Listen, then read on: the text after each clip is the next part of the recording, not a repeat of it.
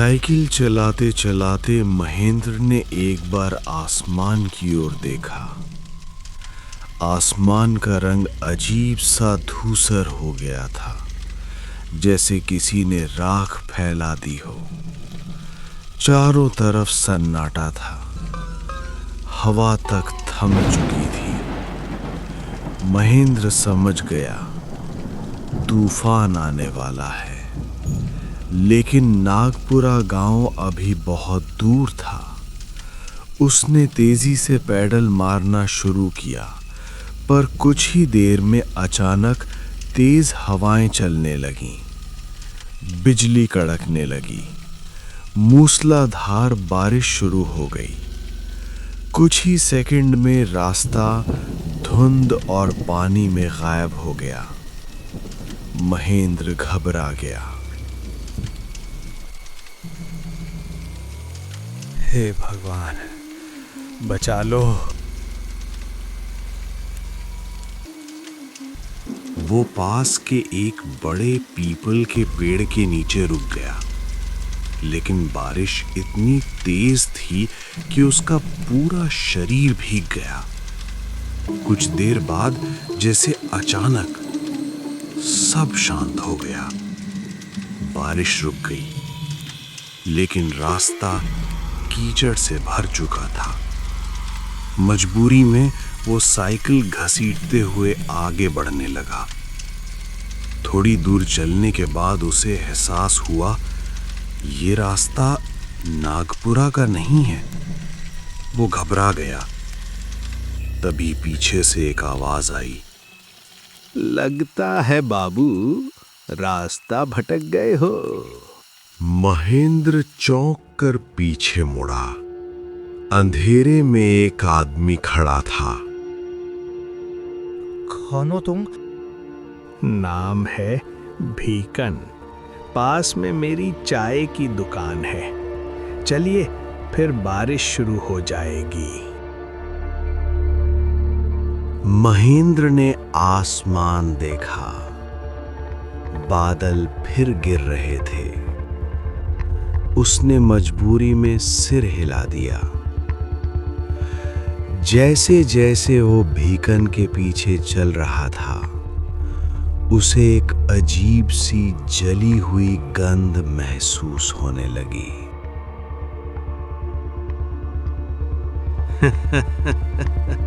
क्या हुआ बाबू, जल्दी आइए। हाँ, आ रहा हूं।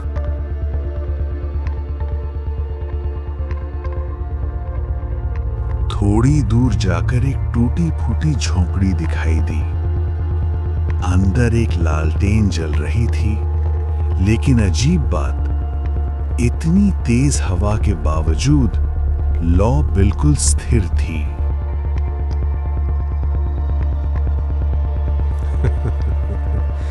आइए बाबू, यही है मेरी दुकान।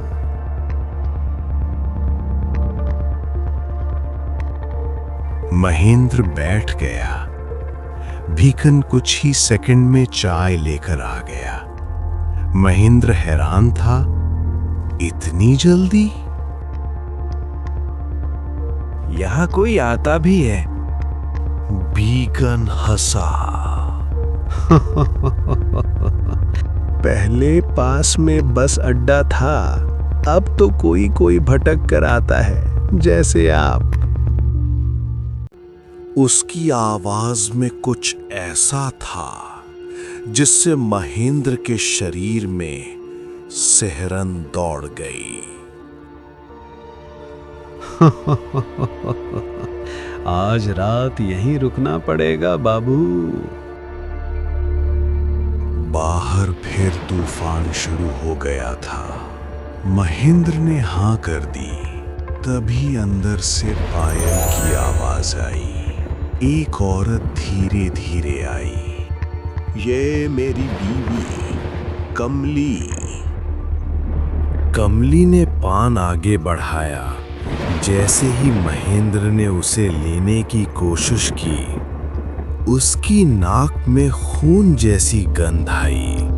अचानक हवा चली, कमली का घूंघट हट गया और उसके गले से खून बह रहा था। महेंद्र का खून जम गया, लेकिन अगले ही पल कमली गायब। महेंद्र डर के मारे लेट गया। थोड़ी देर में नींद आ गई। अचानक एक जोरदार चीख। वह उछलकर बैठ गया। उसने देखा उसके पास ही एक आदमी रस्सी से लटका हुआ था। उसकी आंखें बाहर निकली हुई। क्या हुआ बाबू? सपना देखा क्या? भीकन बाहर बैठा था, जैसे कुछ हुआ ही नहीं। भीकन बोला, सुनिए बाबू, 3 साल पहले की बात है। एक आदमी, उसकी खूबसूरत बीवी और एक आदमी जो रोज चाय पीने आता था। एक दिन उसने दोनों को गलत हालत में देख लिया। गुस्से में उसने अपनी बीवी का गला काट दिया, उस आदमी को रस्सी से लटका दिया, फिर पूरे घर में आग लगा दी और खुद भी उसी आग में जल गया। सुबह होते ही महेंद्र भागा, लेकिन थोड़ी दूर जाकर उसे याद आया उसका पैसों का बैग वहीं रह गया। वो वापस लौटा और जो उसने देखा वो झोंपड़ी अब खंडहर थी। कोई दुकान नहीं, कोई लालटेन नहीं, सिर्फ जली हुई दीवारें। शायद आप ये ढूंढ रहे हैं। पीछे से आवाज आई। महेंद्र मुड़ा। कमली खड़ी थी। उसका चेहरा खून से सना हुआ, गला कटा हुआ, वही सड़ी हुई गंध। महेंद्र की आंखें फटी रह गईं और वो वहीं बेहोश होकर गिर पड़ा।